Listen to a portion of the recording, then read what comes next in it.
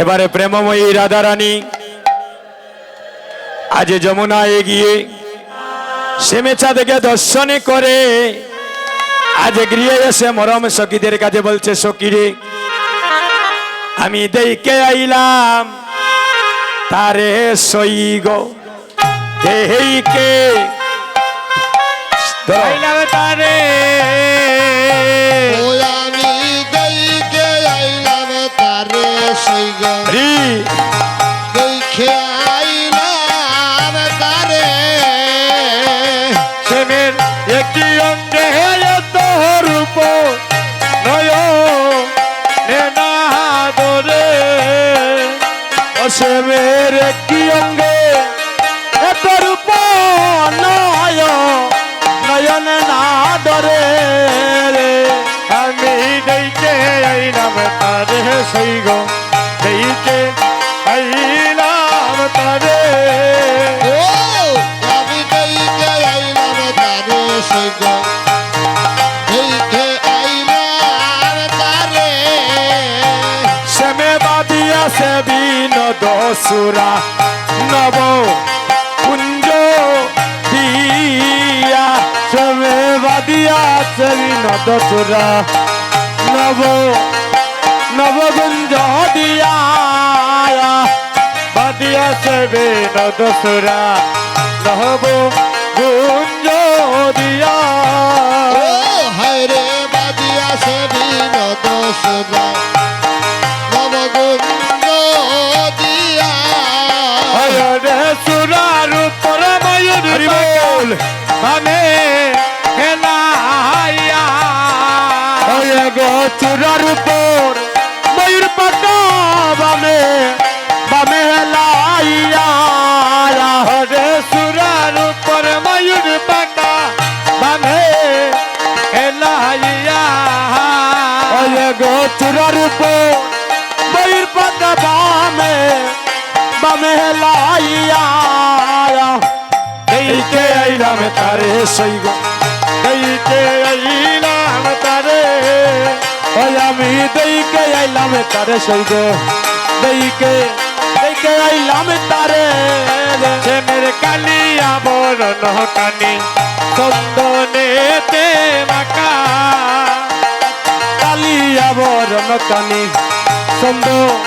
চন্দনেতে মাতায়া ওরে আমা হইতে জাতি কুল মানে নাই গেল রাখা গোয়ামা হইতে জাতি কুলমান নাই নাই গেল রাতা ওই আমি দেখে আইলাম তারে সইগ দেখে আইলাম তারে ও আমি দেখে আইলাম তারে সইগ দেখে আইলাম তারে প্রেমের মোহন মুরলি হাতে কদম্বে হেলন আসে মেরে মোহন মুরলি হাতে কদম কদম বেহলো নব আমি দেখি আসে মের রূপ হইলাম সে তন দেখি আসে মেরে রূপ হইলাম হইলাম চেতন ওই আমি দেখে আইলাম তারে সইগ দেখে আইলাম তারে ও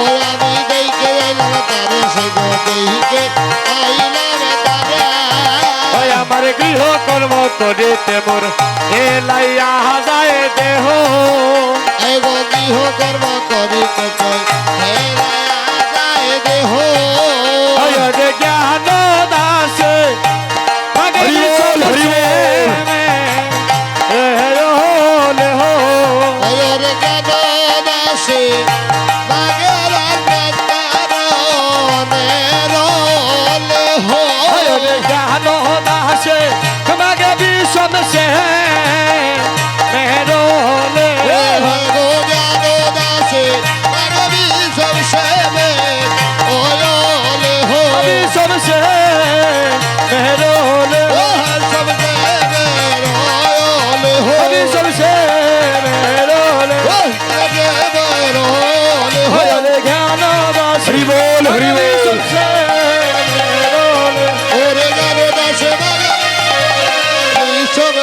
আমি দেখে তারে দেখে রাহিলাম তারে ওই আমি দেখে এলাম তারে সেই গো দেখে আইলাম তারে রে।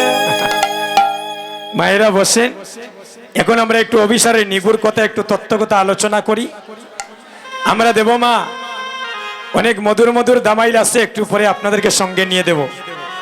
হ্যাঁ, আর আমি দাদাদেরকে বলবো ঠাকুরঘরের দায়িত্বে যারা আছেন একটা তালের মধ্যে কিছু আবির রাখবেন, আবির কাঁচা ফুল রাখবেন, আর একটু ভগবানের সম্মুখে একটু মিষ্টি বা ফল টল একটু রেডি করে রাখেন। এগুলো আমাদের লাগবে একটু পরে। আবির লাগবেন, গোপীর চন্দন লাগবে, আর একটু কাঁচা ফুলের মালা লাগবেন। আজ রাধারানী মরম সখীদের কাছে বলছে, সখী রে আমি কেন গেলাম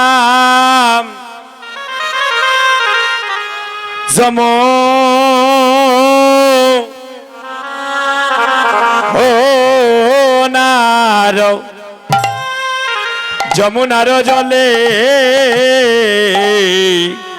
ওই আমি কেন গেলাম আস্তে আস্তে ওই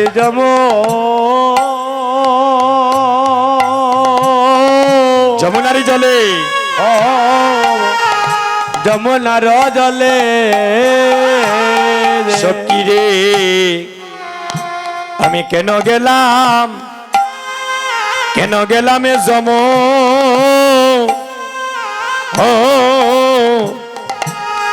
যমুনারি জলে। হাইরে কেন গেলাম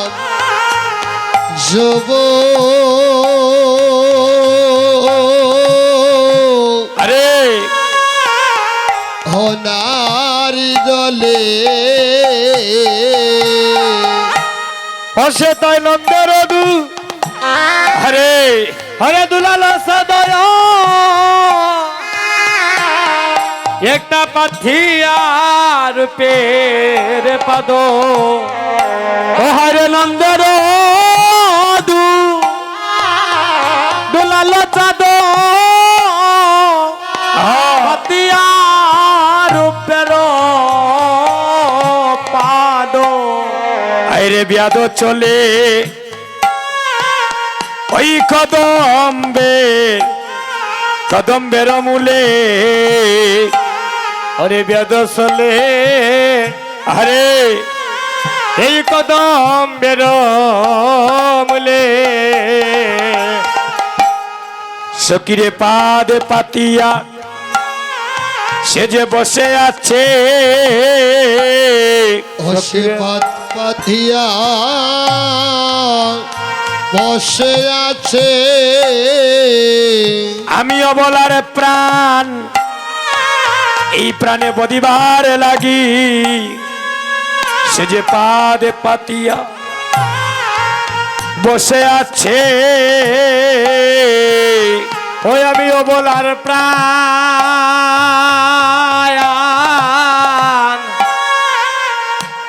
বদিবার লাগে, সে যে পাদে পাতিয়া ওরে বসিয়ায় আছে। সখী রে এ দণ্ডে দিয়া হাস্য আইরে সুদাচা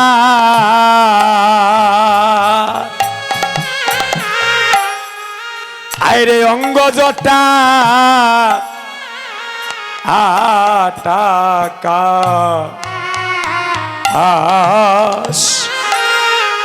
हमारा की पाती তাহাতে পড়িল ও সখী রে, ও সখী রে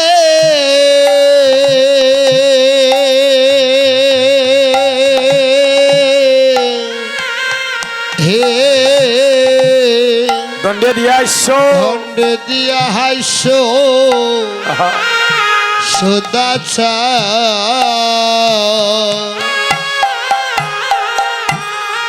আয়ের অঙ্গ ছোটা কথা আরে আরে আখি পাখি তাহাতে পড়িল তাহাতে পড়িলা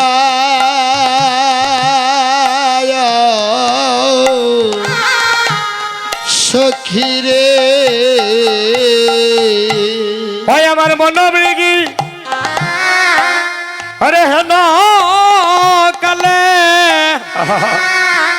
পড়িল বন্ধু ওই রূপের জালে ওরে মনবৃগী ওরে হেন কালে পড়িল বন্ধুর পেরে জালে আমার শূন্য দেহ পিঞ্জর পিঞ্জর রইল আয় হায় রে সেন্ন দেহ পিঞ্জরায় রইল মাগো আজ প্রেমময়ী রাধারানী আসতে আস্থার মনের কথা সখীদের কাছে প্রকাশ করছি। ভক্তগণ, আমরা কলির যুগের মানব জাতি, আমরা কীর্তনে 10 মিনিট বসতে পারি না মা। আমরা কীর্তনে 20 মিনিট বসতে পারি না। আমাদের দেহ থাকে এখানে, আমাদের মন চলে যায় ফসাদের ডেকে। আসবেন না, কথাগুলা মন দিয়ে শুনেন। আমাদের দেহ থাকে শ্রীবাসঙ্গনে, দাদা কি মোটা একটু ঘুমান, আর মন থাকে বাড়িতে, আমার নিশুরি ডাকাতি হয়ে যায়। শ্রীবাসঙ্গনে আমাদের মন থাকে না মা। এই যে রাধারানী কেমন প্রেম ছিল গোবিন্দের সাথে, একটু শুনে যান। আমরা জাগতিক জগতে যারা প্রেম ভালোবাসা করি, ওই ভালোবাসার মধ্যে কামনা বাসনা থাকে। জাগতিক জগতের ভালোবাসার মধ্যে যখন স্বার্থের টানাটানি পড়ে যায়, ওই ভালোবাসার মধ্যে ফাটল ধরে, দেখা দেয় বিচ্ছিন্নতা। রাধারানী গোবিন্দকে এমন ভালোবেসেছিলেন, নিজের কোনোদিন সুখের কথা চিন্তা করেন। যার জীবন যৌবন মন প্রাণ দিয়ে গোবিন্দকে ভালোবেসেছিলেন মাগো। জগতে ভালোবাসা এক জিনিস, আর ভালোবাসা হচ্ছে আরেক জিনিস। একজন মায়ের যে স্বামী আছে, মন দিয়ে শুনেন, আমরা বুঝি কেমন করে। একজন মা যে বিবাহিত স্বামী আছে, আমরা বুঝি কেমন করে। যদি হাতের মধ্যে শাঁখা থাকে আর সিটিতে যদি সিঁদুর থাকে, আমরা বুঝতে পারি ওই মায়ের একজন স্বামী দেবতা আছে। কিন্তু ভক্তগণ,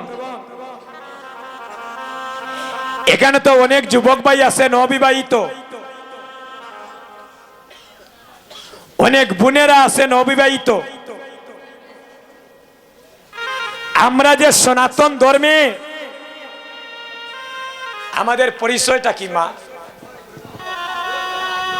আস্তে আস্তে যারা যাবার যান, আমি তো বারবারই বলছি, কথা বলবেন না, একটু মন দিয়ে কথাগুলো শুনেন। আমরা যে সনাতন ধর্মের, আমাদের পরিচয় কি? আমি তো এখানে দেখলাম, অফিসারে উঠার পরে দেখলাম অনেকে মহাপ্রভুকে প্রণাম করছেন, এখনো প্রণাম করা জানি না। দেখি একজন মা বলেন যে মা বাবাকে কিভাবে প্রণাম করতে হয়, বলতে পারবেন? গুরুদেবকে কিভাবে প্রণাম করতে হয়? আমরা এগুলাই চিন্তা চেতনা নেই জানার। সকালবেলা আগে দেই নিজের পেটের সেবা, তারপর দেই আমরা দাদা গোবিন্দ সেবা। বাংলাদেশে প্রচুর কীর্তন হবে, আজকে বলে গেলাম, জানি না কয়দিন বাঁচবো। আপনার টাকা পয়সা আছে, গ্রামবাসী মিলে কীর্তন দিতে পারবেন, কিন্তু কীর্তন শোনার মানুষের বড় অভাব ঘটবে। বাবুর লাগা নাইব 15 মিনিট 20 মিনিট শুনিয়া স্টাইলুল করিয়া বাড়িয়া যাইব গিয়া। কীর্তন শোনার মানুষের বড় অভাব ঘটবে। এটা শুধু আমাদের কারণে, এটা পিতামাতার দায়িত্বহীনতার কারণে। আপনি আচরি ধর্ম জীবকে শিখায়, আর সেই তো সিদ্ধান্ত গীতা ভাগবতে গায়। সকালবেলা ঘুম থেকে উঠিয়া সর্বপ্রথম গৌর হরিকে প্রণাম করতে হয়। শুনে যান কিভাবে কৃষ্ণ ভক্ত সন্তান হয়। এই যে আমি কীর্তন করি, আমার বংশের মধ্যে কোনো কীর্তনিয়া নাই, আপনাদের আশীর্বাদে ওই জগতে এসেছি।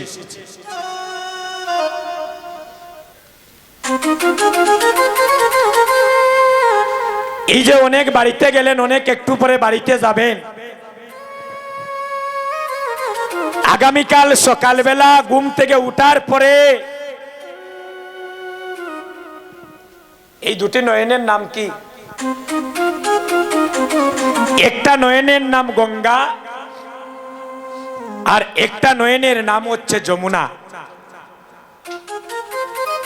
আগামীকাল ঘুমানোর পরে মন দিয়ে শুনেন, যদি নয়নের ঘুম ভাঙ্গে তবেই তো আপনি দেখতে পাবেন সকাল। আর যদি রাধা গোবিন্দ আপনার নয়নের ঘুমটা না ভেঙ্গে দে, গভীরে চিন্তা করুন কথাগুলো, যদি গৌর হরি আপনার নয়নের ঘুমটা না ভেঙ্গে দে, সোজা চলে যেতে হবে পরকাল, অর্থাৎ শ্মশান ঘাটে।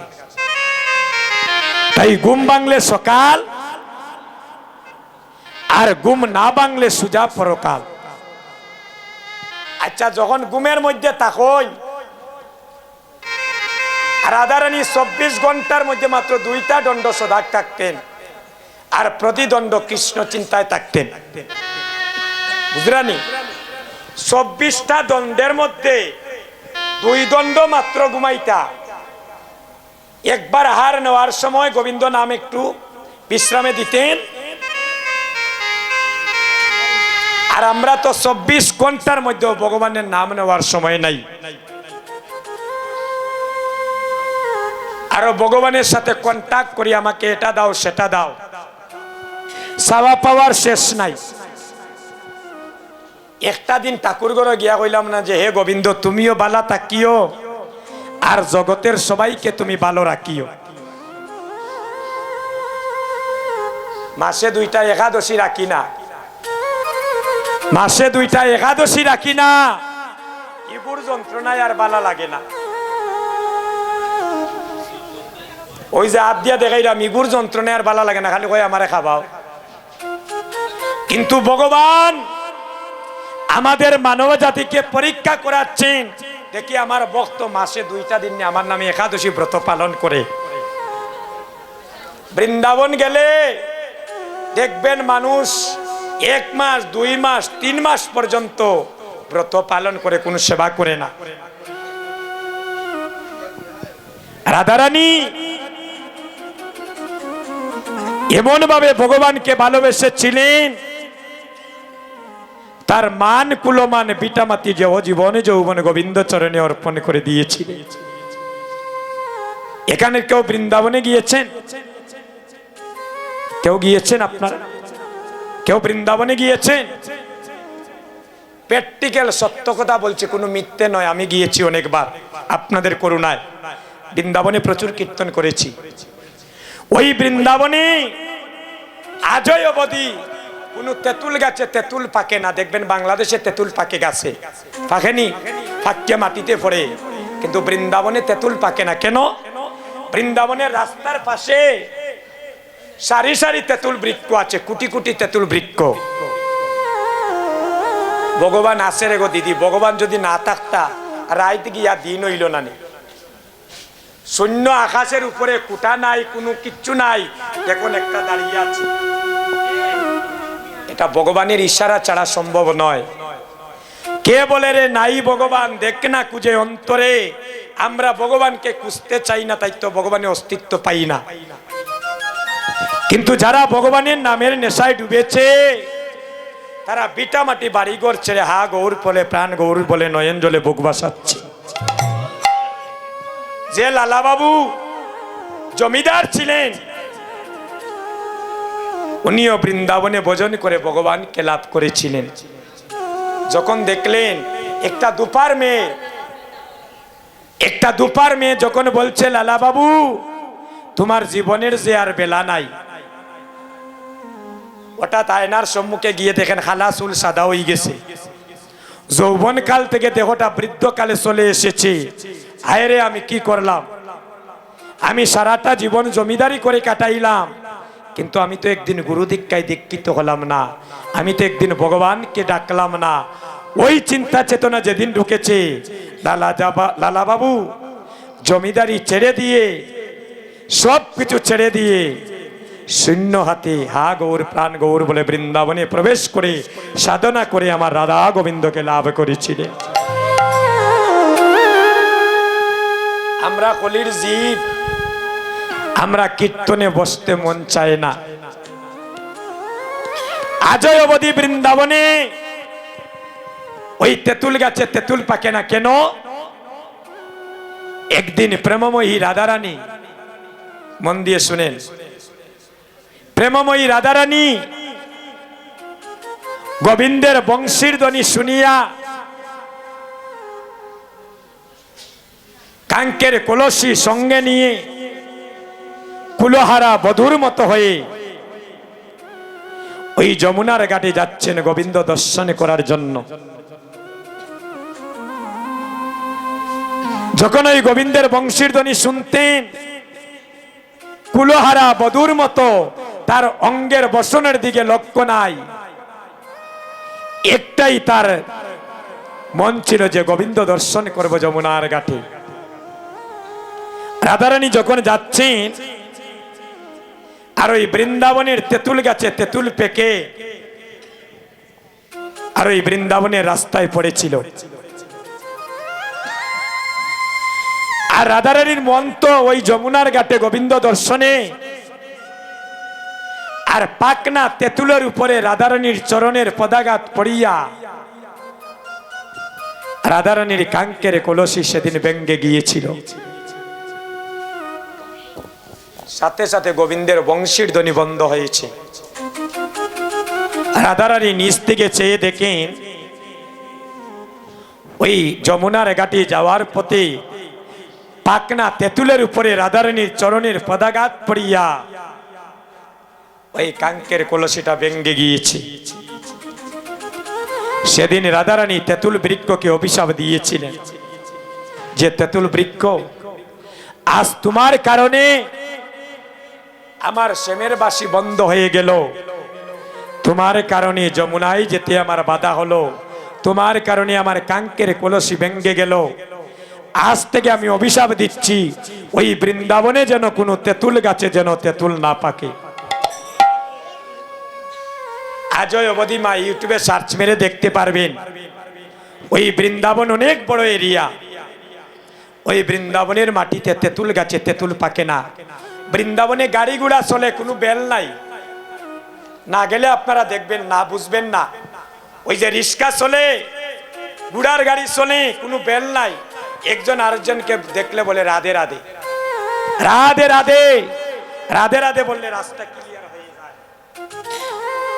বৃন্দাবনে কোনো ক্যালিং বেল বাজে না, সবাই বলে রাধে রাধে। এই বৃন্দাবনে আমার প্রেমময়ী রাধারানী তার জীবনে যৌবন দিয়ে ভগবানকে ভালোবেসেছিল মা।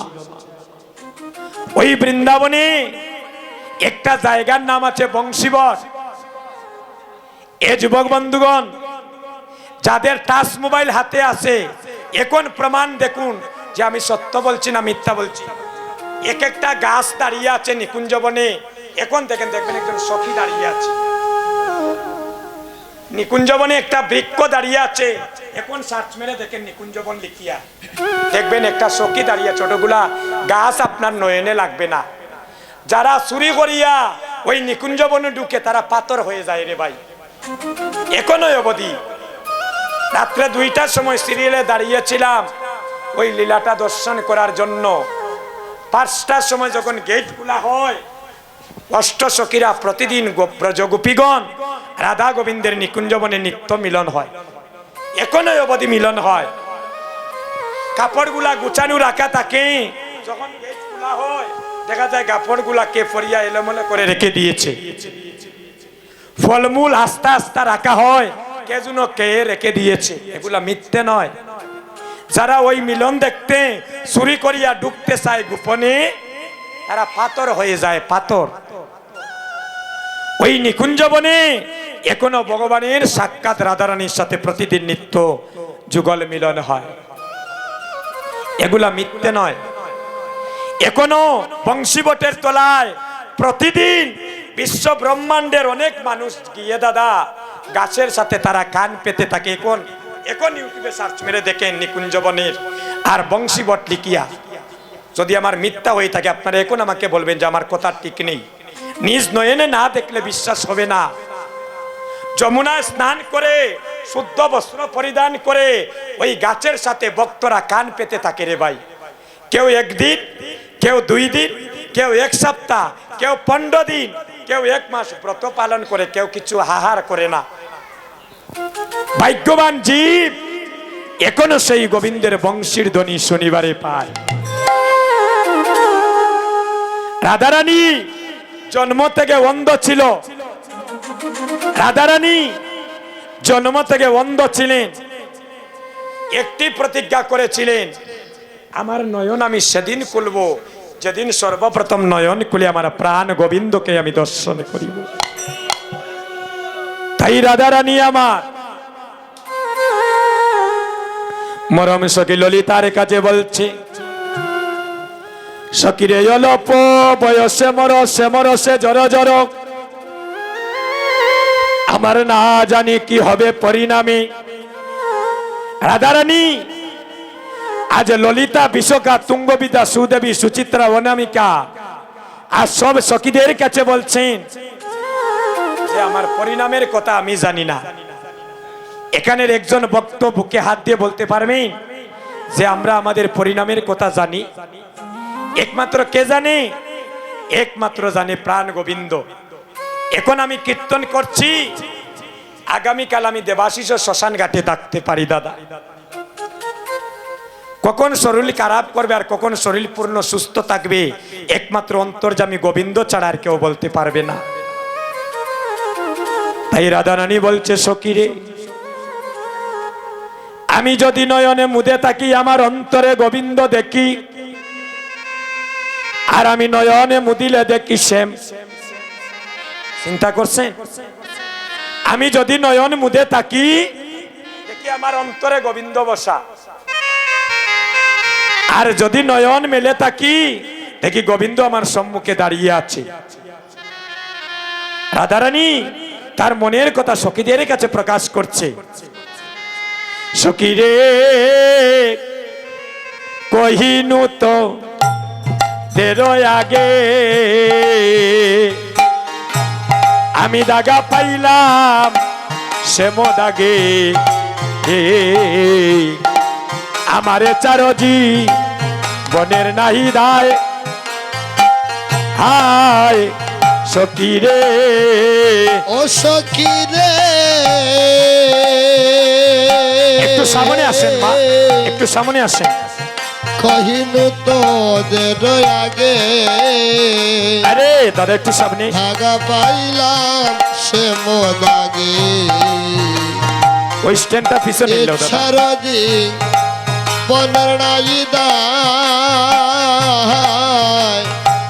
সখী রে ওরে তিলার তুলসী দিয়া আরে সমর্পণ করিলাম হিয়া তিলার তুলসী দিয়া সমর্পণ করিলাম হিয়া এই জনমের মতো রাঙ্গা পায় আরে এই জনমের মধ্য রাঙা পায় রাধে এই বৃন্দাবনে এত কিছু থাকতে তুই গোবিন্দের চরণে তিল আর তুলসী কেন দিলে? আর কি কিছু ছিল না দেওয়ার? বলে কেন দিয়েছি জানিস? যেন তিলে তিলে মনে পড়ে, তিলে তিলে মনে পড়ে আমার তিলে তিলে মনে পড়ে তিলে তিলে মনে পড়ে ওই গোবিন্দময় রূপকারণী তিলে তিলে আমার মনে পড়ে গোবিন্দময় রূপ কানি তিলে তিলে আমার মনে পড়ে ওই গোবিন্দময় রূপকারণী তিলে তিলে আমার মনে পড়ে গোবিন্দময় রূপ খানি তিলে তিলে মনে পড়ে আমার তিলে তিলে মনে পড়ে তিলে তিলে মনে পড়ে তিলে তিলে মনে পড়ে আমি কেন তিল আর তুলসী দিয়েছি? যেন গোবিন্দের কথাই আমার সর্বদা অন্তরে স্মরণ থাকে। হরিব সখী রে যোগিনী হইয়া যাইব আমার শ্রবণে কুণ্ডল দিব ও আইরে এ চারো গৃহ পরিহরি ও সখী রে দাদা ও একটু হাইটা দিয়ে তুলিয়ে দেবো রে বাবা।